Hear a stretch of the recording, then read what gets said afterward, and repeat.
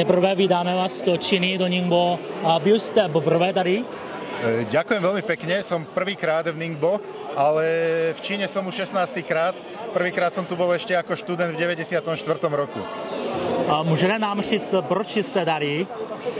Som tu preto, lebo naša firma vyvíja aktivity v Číne od roku 2012 a naša firma Microstep MES ocertifikovala v Číne letiskové meteorologické systémy v roku 2016 a od roku 2016 boli nainštalované na 16 čínskych letiskách.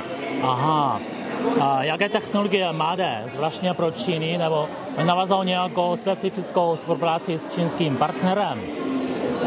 Áno, nadviazali sme spoluprácu s čínskym partnerom, pretože naše systémy sú síce plne kompatibilné s medzinárodnými pravidlami, ale regulatívy a pravidlá čínskej Civil Aviation Authority sú trochu odlišné a museli sme náš systém prispôsobiť pre čínsky trh.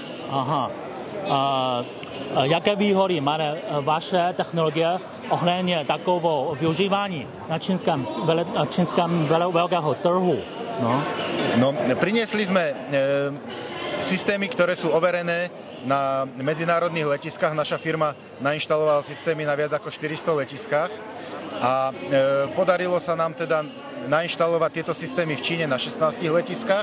A čo môžem povedať ako príklad, tak najväčší systém sme nainštalovali na letisku Haikou Meilan v Hainane a keď minulý rok v septembri uderil na Haikou Meilan tajfún Yagi, tak naše systémy ostali ako jediné na letisku pracovať a podporovali prevádzku letiska počas tejto kritickej situácie. Aha, protože v loňském roce vaše premiér navštívil Čínu a to očividně vynalešil nebo zlepšil bilaterální vztahy. Jak hodnotíte takový zlepšení nebo posílení obou stranů?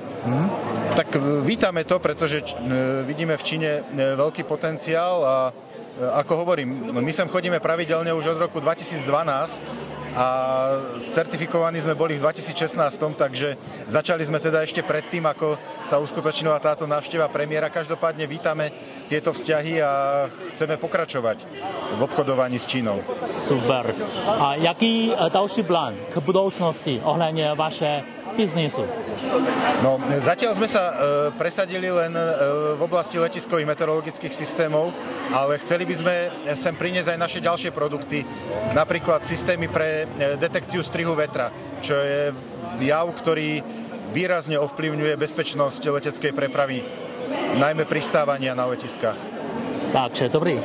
Ďakujem.